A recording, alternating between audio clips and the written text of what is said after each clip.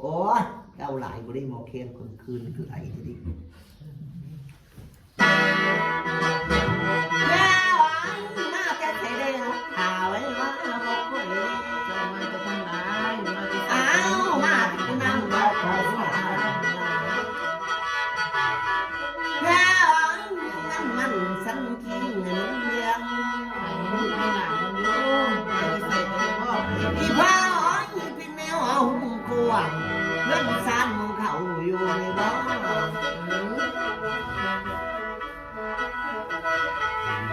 แล้วมาแต่เด็กฉันอยู่เป็น55 แผ่นดินมามีหวังกันเมื่อเจ้ากาท้องคนร้องเจ้ากาง่ายอีพ่อ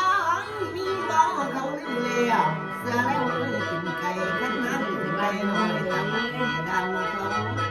กินไก่ได้กินพุ่งบ่อยๆแค่มาแต่เสด็จมาตั้งให้ทุ่งนาหาบลามาหน้ารุ่งกวงหน้ามีเอ้ยจะได้บอลแค่มาตั้งให้ทุ่งนาหาบลากวงอ้าวแม่จริงแท้บอกเลยโน่นกะโน่นน่ะล่ะขั้น3 ทีจังสีเสือขั้นทางเธอจังเสียวเราเขาไม่ยอมเก่งมาเอาได้จะเป็นเซียวมาใกล้จะมาไล่เซียวเก่งได้อีบิมันจะเอาเบิดเลยเอาเบิดเลยเอาให้เกี้ยงเลยมันมาแต่หน้าเปะทางดำหูเปะทางดำเขาออกเบิดพูนเขาอยู่นะเฮือนซ่านกับบริมีเขาให้กระเทหน้าใหญ่เบิดแล้วเสื้อสายในร่องก็จะเป็นแบบนี้อยู่แล้วตระกูลอันทำจะเป็นแบบนี้มันบอกแบบนี้ได้เก่งเด้อบริธรรมดานะเขาจะบอกเจ้าไม่ใช่เล่นๆแล้วรอบนี้ฮะพีบ้ามาแต่ให้ทุ่งนาหน้าทุ่งพ่วงผมมันว่าบนหุบสุดเท่ากระทางบนบางกับกระเซ้าคำหนึ่งกับบริอิไม่ได้ไอไม่ได้บอกบริก้าวบริข้อบริเล่าเลยเฮ็ดอะไรเฮ็ดเนาะสู่นี่ตั้งหลายปีแล้วบุกเบิกจนว่าเฮ็ดเขาได้ต้องเคยรอบละมันบ่ายเลยนะฮะเสือดายได้บังหำตัวก่อนตายได้เนี่ยไอ้ฮะไอ้ผู้นี้ฮะโอ้ยเจ้าก็ทราบเกินไปอันนี้นะที่สิปรึกษากันจุบเจือคนเขาจุบเจือเบอร์ผุ่นหน้ามันอยู่ทางผูกอยู่ทางพุ่นได้มันสีไปผูกทางมาทางเป๊กทางดำทางเสือเฮ้ยเอา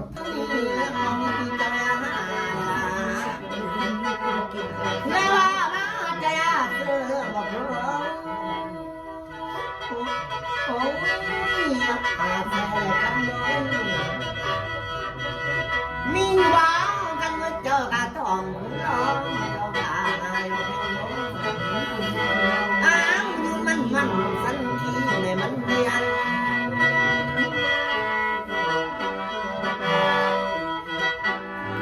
อีแม่เอ้ยมาแต่ลงไปไต่ไปขันไปเที่ยวบนบ่อ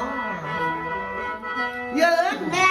ยืนมันสันคิงให้มันเดียงลงสิโอ้ยเด้อลอยมาอยากดูติง เด้ออ้อยต่อยนั้นบ่ได้แก่งบ่พาบ่ ไม่เจ็บบ่ อ้าวแม่กินแก่บ่ไอ้น้องมันกระโดดเลยล่ะเก่งมากสุดยอดไม่ใช่ธรรมดาแล้วเสียใจเด้บ่ได้ถึงเลยแถวนี่ฮะคนสิบอกเจ้าเก่งเจ้าเมืองเลยล่ะมันเอาแล้วนี่บิ๊กนี่ตายแล้วเพราะบิ๊กบังคับมันนี่ฮะมันจะเอาผู้นี้ระเบิดก่อนมัวจะเป็นโรคเป็นภัยล่ะยังมาหาลูกชายยังมาหาลูกตัวที่3นี่พี่หน้าเพื่อได้เป็นพ่อแล้วบังคับเราจนเอาเมียใหม่แล้วบ่แม่นบ่อยพวก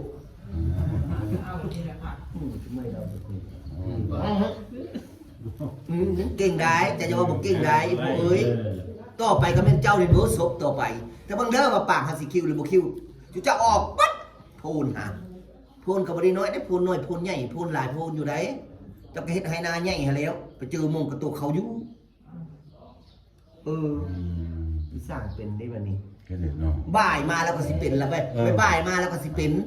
บ่ายมาแล้วสิเป็นพอ6 ทุ่มตอนเช้าเราสิเบาได้ตอนบ่ายมันก็เป็นตอนบ่ายมันก็เป็นละห้าวเลยวันนี้เจ้าสังเกตเด้อถูกมาเป็นนะห้าววากล่ะมันคุมทางโคตรไม่กินได้เราจะดีมุกดีใจเยี่ยมเลยโอ้ใช่แต่ลูกเต้ามันน่าหนาวเยี่ยมตัวคนสองชอบ